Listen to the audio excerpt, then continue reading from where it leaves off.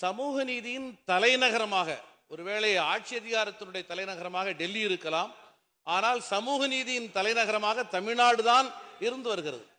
ஆனால் தமிழ்நாட்டில் பட்டியல் வாழ் பழங்குடி மக்களுக்கு பதவி உயர்வில் இடஒதுக்கீட்டை பாதுகாப்பதற்கான சட்டம் இல்லாததால், அந்த சட்டம் கர்நாடகாவில் இருக்கிறது, ஆந்திராவில் இருக்கிறது, ராஜஸ்தானில் இருக்கிறது, அது இல்லாததால் உச்சநீதிமன்ற தீர்ப்பின் அடிப்படையில் ஒரு பதவியிறக்கம் செய்யப்படுகிற நிலை ஏற்பட்டு மாண்புமை தமிழக முதல்வர் அவர்களை விடுதலை சிறுத்தைகளுடைய தலைவர் எழுச்சி தமிழர் திருமா அவர்கள் நேரில் சந்தித்து முறையிட்டிருக்கிறார். அண்மையிலே வள்ளுவர் கோட்டத்திலே நடந்த ஆர்ப்பாட்டத்திலே தலைவர் திருமா அவர்கள் உரையாற்றுகிற போது, இதற்காகவெல்லாம் அரசு ஊழியர்களை நீங்கள் ஆர்ப்பாட்டம் நடத்தாதீர்கள், நன்றி கூறி ஒரு மாநாடு நடத்துவதற்கு தயாராக இருங்கள், நடப்பு சட்டமன்ற கூட்டத்தொடரில் கட்டாயமாக ஆர்டிகல் 16(4)A தந்திருக்கிற அதிகாரத்தின் அடிப்படையிலே மாநில அரசு பதவி உயர்வில் இடஒதுக்கீட்டை பாதுகாப்பதற்கான சட்டத்தை தமிழக சட்டப்பேரவையிலே கொண்டு வரும் என்கிற நம்பிக்கையை வெளிப்படுத்தினார்.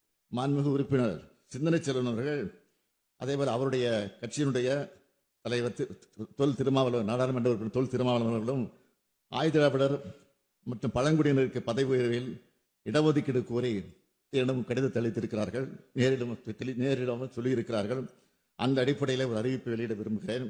பல்லாண்டு காலமாக தமிழ்நாட்டில் அரசு பணியாளர்கள் தேர்வு முறையில் தயாரிக்கப்பட்டு வந்த தரவரிசை பட்டியலானது சமூக நீதி அடிப்படையில் இருந்து வந்த நிலையில கடந்த 2019ஆம் ஆண்டை வரப்பெற்ற ஓர் உச்சநீதிமன்ற தீர்ப்பின் காரணமாக இந்த முறையில் ஏற்பட்டுள்ள மற்றும் வருங்காலத்தில் ஏற்படக்கூடிய பாதிப்புகள் குறித்து ஆய்வு செய்வதற்கும் அதற்கான சட்ட ரீதியான தீர்வுகளை அளித்திடவும் ஓய்வு பெற்ற உயர்நீதிமன்றத்தின் நீதியரசர் தலைமையில் குழு ஒன்று அமைக்கப்படும்.